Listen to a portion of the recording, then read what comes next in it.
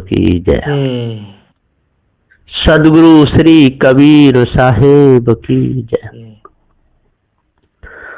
बंदी छोर सदगुरु श्री कबीर साहब जी, मेरे हृदय मंदिर के आराध्य परम पूज्य सदगुरु श्री मोहन साहब जी, पूजा के योग सभी संत समाज में चरण कमलों में सिर झुका की तरफ बंदी करता हूं।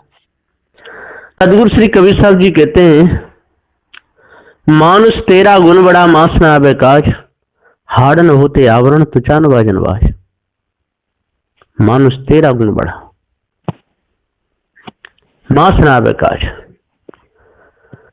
जो मोह जाने ताय में जानू और लोक वेद का कहा न मानो। ये 199 और 200 नंबर की साखी है। इसमें सदगुरुदेव जी पुकार के समझाते हुए कहते हैं कि मानुष तेरा गुण बड़ा, तेरा गुण बहुत बड़ा है। जितने भी नदियों के पुल आज देखने में आ रहे हैं, ये सब मनुष्य की कलाकारी है सारे संसार में। और माता बहनें भी जितने आभूषण पहरे हुए हैं, कान, नाक, गला, कमर, हाथ, पैर, ये सारी कारीगरी मनुष्य की है। और दुकानों पर जितने भी जो बिक रहे हैं सामान, खिलौने, मच्छरदानी बहुत हैं, ये सारी कलाकारी मनुष्य की है। इसलिए मनुष्य का गुण बहुत बड़ा है, लेकिन अपने गुणों को भूल गया, इसलिए दूसरों के गुण गाता है, भूल में फंस गया है। देखो कितनी अच्छी अच्छी बोतलें बनाई है स्टील की, उसमें पानी भर दो तो 24 घंटा तक गर्म बना रहता है, किसी में तो ज्यादा ही बना रहता है। कैसे कैसे बैग बनाए, झोला बनाए, ये सारा खेल मनुष्य का है। और पहले कच्चे मकान थे, और कच्चे ही कहां, पहले झोपड़ियां थी, पर्णकुटी, फिर धीरे धीरे कच्चे मकान बने, कच्चे का लकड़ी के बने, बांस के बने, फिर कच्चे बने, फिर ईंटों से बनाते रहे, और आज बालू गिट्टी ईंट ये सब चालू हो गए, 10-10 20-20 मंजिल की कोठियां बन गई। तो ये सारा खेल मनुष्य का है, और मनुष्य ही अपने गुण को स्वयं भूल गया। जो दुनिया में है ही नहीं उसके गुण गाता है, और जो है उसका विरोध करता है। सदगुरु श्री कबीर साहब जी एक पारखी महासंत हुए, उन्होंने सबकी भूल बताई, सबकी भूल परखाई, लेकिन इनकी बात समझ में आ गई, उनकी तो भूल दूर हो गई, और जो नहीं कर सके वो विरोध में आ गए, लोग गालियां तक देते। आजकल ऐसे ऐसे मत के हीन लोग हैं, बिल्कुल भ्रष्ट मती के, कि कबीर साहब को भी बदनाम कर रहे हैं। कबीर साहब जी ने मानवता का उपदेश दिया है, और पारखी संत थे सदगुरु श्री कबीर साहब जी, इसलिए साहब ने सत्य का उपदेश दिया और भरमगढ़ फोड़ दिया। अरे डारो डारो ए भरमगढ़ फोरे, बलिहारी ऐसे सदगुरु की, पूरा भरम फोड़ दिया। अरे इस ब्रह्म की मिटाई कल्पना, देवी देव हटाए, और इस ब्रह्म की पूरी कल्पना बता दी, और जो नकली देवी देवता माने वो भी हटा दिए। और ब्राह्मण क्षत्रिय वैश्य शूद्र की लीनी इज्जत बचाई, और इनकी सबकी इज्जत बचाई है सदगुरु श्री कबीर साहब ने, और फिर भी लोग नहीं बचाना चाहते, धोखे में ही अपने पूरे समय को निकालना चाहते हैं। तो सदगुरु क्या कर सकते हैं? इसलिए है मनुष्य, तेरा गुण बहुत बड़ा है, तेरे गुण के आगे सारा संसार फेल है। सूर्य कुछ भी नहीं बना सकता, चंद्र कुछ भी नहीं बना सकता, पृथ्वी कुछ भी नहीं बना सकती, अग्नि कुछ भी नहीं बना सकती, वायु कुछ भी नहीं बना सकती, जल कुछ भी। और पृथ्वी जल वायु अग्नि के द्वारा ये मनुष्य क्या से क्या बना देता है, क्योंकि पृथ्वी जड़ है, उसे पता ही नहीं है कि मेरे में 18 भार वनस्पति छिपी हुई है, बीजी शक्ति सब मेरे में है। ये पृथ्वी को पता नहीं। पृथ्वी को यह भी नहीं पता कि साथ समुद्र मेरे में भरे हुए, समुद्र का पानी खारा है।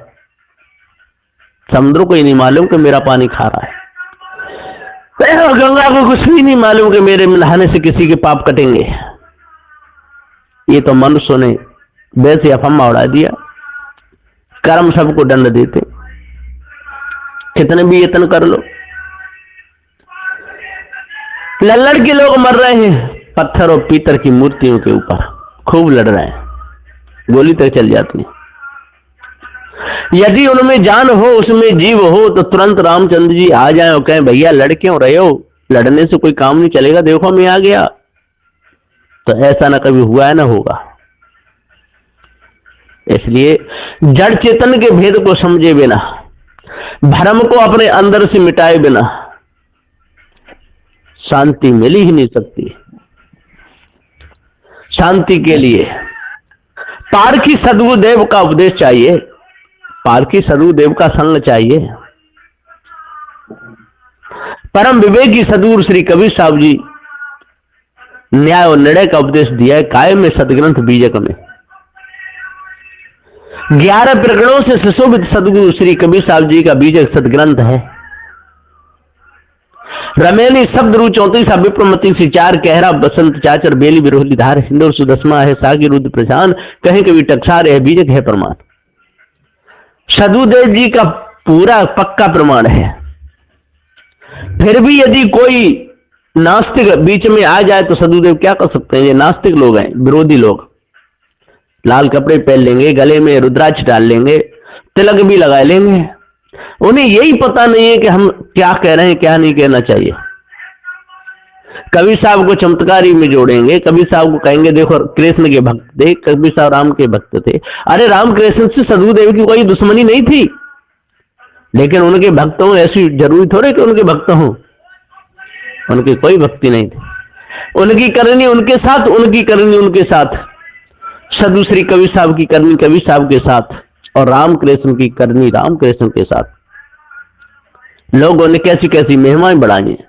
कहीं खड़े हनुमान है, कहीं लेटे हनुमान, कहीं बैठे हनुमान, कहीं चित्त डरे हनुमान, ऐसी बना बना करके खूब मूर्तियां और प्रचार प्रसार किया है। सभी लोग उसी में और भूले हुए। सद्गुरुदेव जी कहते हैं कि भैया आज मत भूलो, भूले गयो नर गाफिल गंदा समुझत नाही काल को फंदा। हे गंदा नल, तू तो भूल गया, तू काल के फंदे को समझ नहीं रहा है। ये काल का फंदा है। जितना जड़ाध्यास है, जितनी ये मूर्ति पूजा है, नदी नालों की पूजा है, और जितने ये विषय वासना में फंसाने वाले नर नारी हैं, ये सब काल का फंदा है। और इस काल के फंदे में जब तक तू भूला रहेगा, अपने आप को नहीं जानेगा, तब तक तेरा क्या होगा? कुछ नहीं। तेरे अंतःकरण पे ऐसे कालमा छाई रहेगी जैसे ऊपर अमर में काली घटा छाई रहती है। कुछ नहीं। ओले बदरिया परिगो संजा अगुआ भूला बनख न मंजा। पन्न रम की रमे सद्गुरुदेव जी पुकार के समझाते हुए कहते हैं कि ओले बदरिया परिगो संजा, ऊपर बदरी उबन के आई और दिन में भी संजा दिखने लगी। इसी प्रकार से काम क्रोध मद मोह लोभ की बादल आई, अंतःकरण पे छा गई और संजा पड़ गया। रात्रि हो गया, अंधेरा हो गया। अपने आप को ये जीव भूल गया और ये माया बिगुरबा लोगों के चक्कर में फंस करके और बिगड़ गया।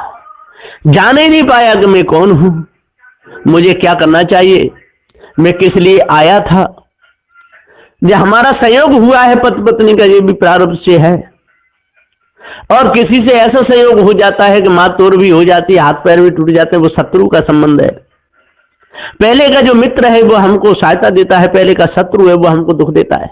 कभी कभी शत्रु और मित्र बन के बेटी बेटा भी आ जाते हैं, कभी शत्रु और मित्र बन करके पुत्र वधू भी आ जाती है, कभी मित्र भी शत्रु बन जाता है। पूर्व जन्म का ही है, हमारे किए हुए कर्म का ही है।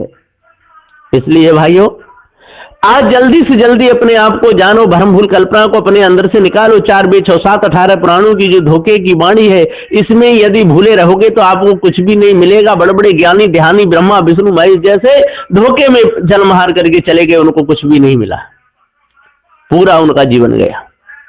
क्या मिला? देख लो ग्रंथों को उठा करके। यदि लड़ते जड़ते रहोगे तो आपको कुछ भी नहीं मिलेगा। इसलिए जड़ चेतन के भेद को जानो। और जो नकली कबीरपंथी बन गए हैं, जो धोखा दे रहे हैं, जो कबीर साहब का नाम बदनाम कर रहे हैं, इनकी बात मानने की कोई जरूरत नहीं है। उनके ऊपर कुछ कहना, उन पर तो दया करो, उनसे कुछ मत कहो। किसी का बच्चा पागल हो जाए और मलमूत्र को खाने लगे तो उससे क्या कहेंगे? उसके नाम से यदि थाने में रिपोर्ट कर भी दो तो थानेदार पुलिस वाले क्या करेंगे? कुछ भी नहीं। जो पागल तो पागल है। इसी प्रकार से जो कबीर साहब के ऊपर जो टीका टिप्पणी करता है तो समझ लो कि उसका तो दीवाल ही निकल गया, उसको सार भेद वो जान ही नहीं पाएगा। पूरा जन्म आया भी गुरबा लोगों की गुलामी में ही उसका जन्म जाएगा। इसलिए भैया जल्दी से जल्दी जानोगे तभी आपको कुछ मिलेगा, और नहीं तो बड़े बड़े ज्ञानी बड़े बड़े ध्यानी चले गए, ब्रह्मा विष्णु महेश जैसे नहीं बचे, सनक सनक सनातन संत कुमार जैसे नहीं बचे, जरासंध शिशुपाल कंस दुर्योधन जैसे नहीं बचे। कितने बड़े बड़े राजे महाराज इस धरातल पर आए और 88,000 ऋषि मुनि नीम सारण्य में तपस्या करके बिचारे चले गए, कहां बचे?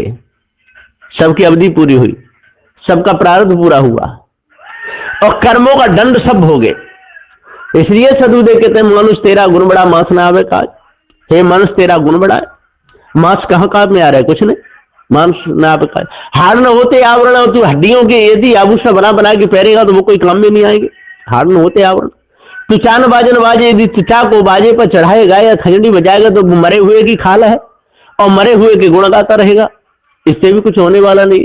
तो मानुष तेरा गुण बड़ा मांस ना आवे काज, हाड़ न होते आवरण तू चान बाजन बाज, और तुचा के कोई बाजे भी नहीं बजेंगे। इसलिए तू अपने आप को जान ले, अपने आप को मान ले, सारी कमी को अपने अंदर से दूर कर, चोरी हिंसा विचार को छोड़ और महापुरुषों की निंदा करना छोड़। और जो चोरी में फंसे, हिंसा में फंसे, विचार में फंसे, वो कोई महापुरुष नहीं थे, वो तो आप लोगों ने भूलवश उनको महापुरुष मान दिया।